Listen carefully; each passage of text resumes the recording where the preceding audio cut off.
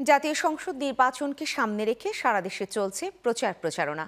জনগণের জানমালের উন্নয়নের পাশাপাশি প্রার্থীরা দিচ্ছেন উন্নয়নের নানা প্রতিশ্রুতি। প্রতিনিধিদের পাঠানো তথ্য ছবিতে দেখুন ডেস্ক রিপোর্ট।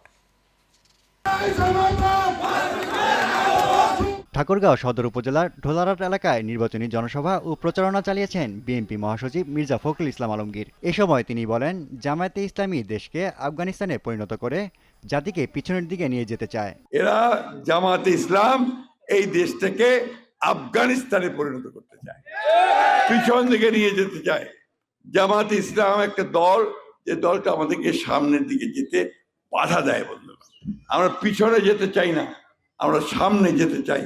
ফেনী সদর উপজেলায় নির্বাচনে উন্নয়নের নানান প্রতিশ্রুতি দিয়ে 11 দলীয় জোটের পক্ষে নির্বাচনী প্রচারণা চালিয়েছে ঈগল প্রতীকের প্রার্থী মুজিবুর রহমান মঞ্জু। ঈগল প্রতীকের পাশাপাশি গণভোটে হায়ের পক্ষে ভোট দেওয়ার আহ্বান জানান তিনি। জনসংযোগ ও উঠান বৈঠকে সরগরম খাগড়াছড়ি। সকাল থেকে জেলার মাটিরাঙ্গা পৌরসভার 7 নং ওয়ার্ড সহ বিভিন্ন ওয়ার্ডে গণসংযোগ ও উঠান বৈঠক করেন বিএনপি জামাত সহ বিভিন্ন স্বতন্ত্র প্রার্থীরা। নওগাঁয় জমে উঠেছে নির্বাচনী প্রচারণা। ভোট থেকে গণসংযোগ, উঠান বৈঠক ও সভা সমাবেশে ব্যস্ত সময় পার করছেন নওগাঁ 3 আসনের বিএনপি, জামায়াতে ইসলামী সহ বিভিন্ন দলের প্রার্থী ও স্বতন্ত্র প্রার্থীরা। নির্বাচনকে সামনে রেখে নানামুখী জল্পনা কল্পনার কেন্দ্রবিন্দু ময়মনসিংহ 8 আসন। 4 প্রার্থীর লড়াইয়ে 2 জন সাবেক এমপি থাকলেও ভোটের মাঠে আলোচনায় বিএনপি ও জামায়াতে ইসলামী নেতৃত্বাধীন 11 দলীয় জোটের প্রার্থীরা।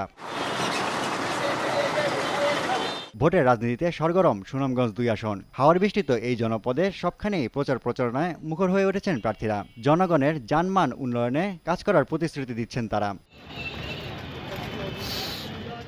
নির্বাচনী পথসভায় ব্যস্ত সময় পার করছেন জামালপুরের 5 আসনের প্রার্থীরা। ভোট চাওয়ার পাশাপাশি এলাকার উন্নয়নে নানা ধরনের প্রতিশ্রুতি দিচ্ছেন তারা।